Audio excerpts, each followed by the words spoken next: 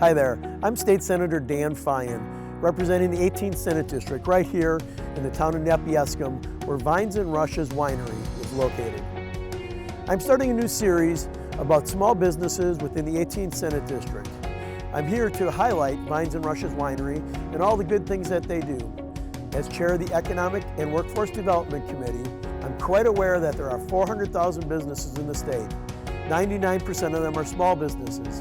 Vines and Rushes is a great winery that people love coming out to enjoy, like my wife and I do once in a while when they have music out here. And that's why we're here, to celebrate businesses like that. Hi, I'm Ryan Prowitz. I'm the owner here at Vines and Rushes Winery. I'm also the winemaker, and we've been here for about 10 years. So this is a family farm going back to the 1940s that my grandparents ran. We have about 2,500 vines right now.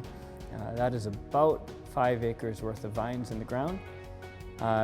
We started the winery, Vines and Rushes Winery, in 2011 with our first harvest coming in 2012 and then opening the doors to our retail operation in 2013. We've expanded our operation pretty significantly over the years to accommodate additional traffic flow from customers, and also with the ability to add on food service. At Vines and Rushes, we make Neapolitan-style wood-fired pizzas. They're wood-fired in an oven that goes up to about 900 degrees, and that's the only heat source, is that wood.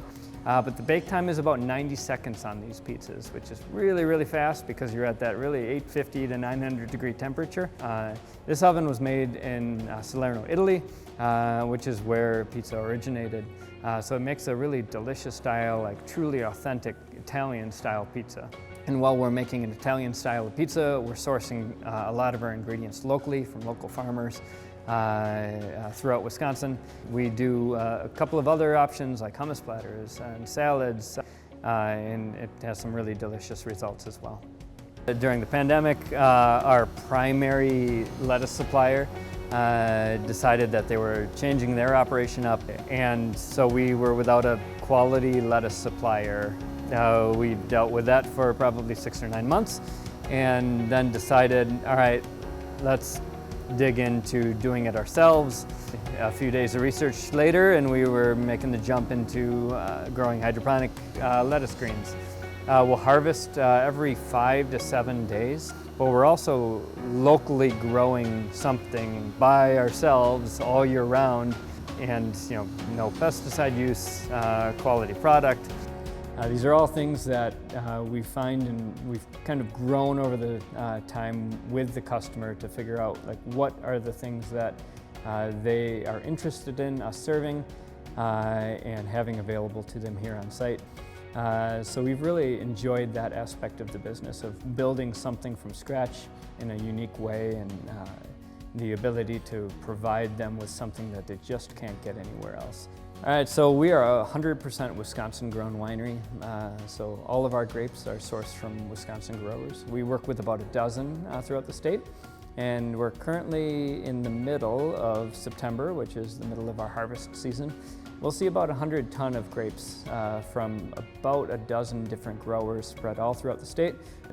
In a few minutes, we've got 5 ton of grapes coming in from a grower from Vernon County. And it's something that we also can support small family farming operations that are spread throughout Wisconsin. And that's something that's absolutely critical to me, with a background and a heritage in the farming industry. Most of the time they're coming in bins, and that's going to be about 750 to 1,000 pounds of grapes in one of those bins. And then we have a forklift here with a rotator on it. The forklift will grab a bin, lift it up above the hopper here, rotate it into the hopper, and just dump all of those grapes right down into the hopper. That has an auger in it that feeds it down the channel here, and then down here, drop it into the destemming machine. The destemming machine has a cage inside it with some paddles, and the paddles kind of knock those clusters of grapes down along that cage, and there's holes in the cage about the size of a quarter that then drop those berries. They get knocked off and fall through those holes in the cage, and then dropped through a set of rollers here. So that will crush them just a little bit, break the skins essentially. The stems will continue down that cage and drop down the end right there, and then we'll just shovel those into the bucket of a tractor. And then this machine is a pump, which has a screw auger in it as well. So those grapes will drop down into there and then get pulled through this hose. And then they will go into the inside of the winery, into this press right here. And so this hose feeds into the end. This press will be continuously rotating, this drum right here. So it'll drop into the press right here.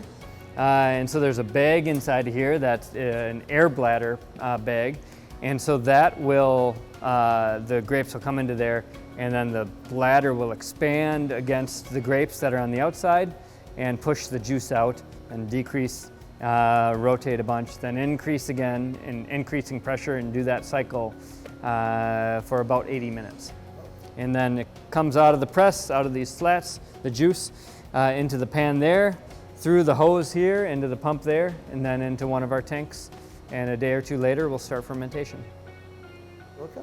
So here in our retail area, this is what we call our legacy room, because this is where it all started. This is the original room, this and the production room behind us.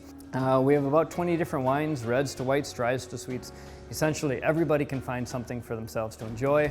And we also have Knuth Brewing Company beer on tap for the spouses that would like something different. So we have a variety of options for people. We do about 300 public-facing events here a year. So each one of those events is a reason for people to come to us and to experience what we have to provide here at Vines and Rushes Winery. So we like to give back to our community in many different ways, and those are a couple of the ways we do so. So we have something for everybody in our lineup, and the best way for people to understand what Wisconsin wine looks like these days is to stop out and visit a winery like ours, or one of the 100+ other wineries spread throughout Wisconsin. Thank you for joining me at Vines and Rushes Winery today. Please stop out and support Ryan's small business. Tune in to more of our Small Business Spotlight.